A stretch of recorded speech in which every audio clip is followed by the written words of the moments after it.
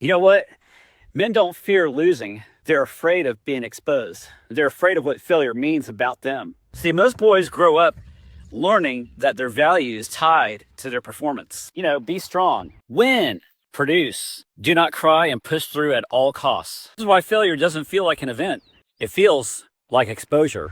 I'm Branon Dempsey. Click like, follow, and subscribe because your story matters. This is why for a lot of men that failure feels heavy when their worth is tied to winning. And somewhere along the way, many men connected achievement with belonging. When they succeed, they get noticed. When they appear tough, they gain respect. And when they struggle, they're told to handle it alone. All these true emotions get hijacked because somebody told them in their ear that they weren't good enough. Their false identity says, if I do win at everything, I must be enough. And then if I lose, I'm nothing.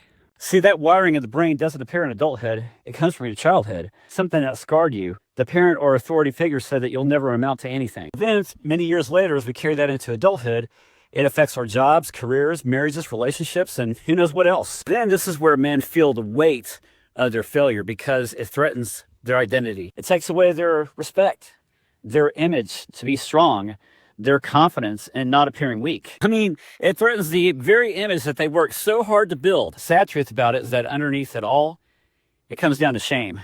Shame that says you did not fail. Shame that says you are the failure. So what do men do? Some overwork so that they can control the outcome. And even some procrastinate because they feel like that's an excuse. And some never fully try because they pretended they did not care. Therefore, if they don't care, there's no failure to accept. And all of that is just self-preservation and protection. I should know because I lived that for many years, trying to not only people please, but to fool myself and becoming somebody who I wasn't. But here is the shift. This is when you understand that failure is an event, your identity. See, the real fear is not losing your job or career, is losing yourself. And healing begins the moment when a man realizes this: my worth is not on trial when I take a risk.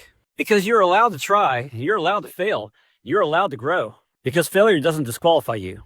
Avoiding growth does. If we're honest with ourselves, what you're really afraid of losing is respect, approval, control, and that answer will show you where the wound really is. This is why it's important that you separate what you do from who you are.